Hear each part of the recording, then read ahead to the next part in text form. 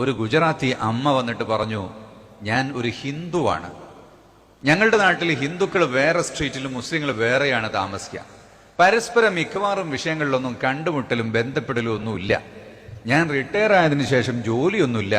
ഈ സ്കൂളിന്റെ പരസ്യം വന്നപ്പോൾ എന്തായാലും ഒന്ന് പോയി നോക്കാം എന്ന് കരുതി. മുസ്ലിങ്ങളുടെ സ്കൂളിൽ ജോലി കിട്ടും എന്നെനിക്കൊരു പ്രതീക്ഷയൊന്നുമില്ല.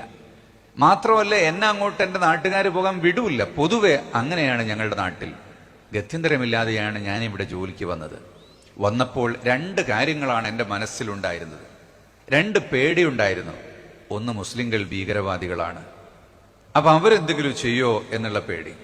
രണ്ടാമത്തേത്, മുസ്ലിങ്ങൾക്ക് വൃത്തിയില്ല, അവർ മത്തിയും കോഴിയൊക്കെ തിന്നുന്ന ആളുകളാണ്.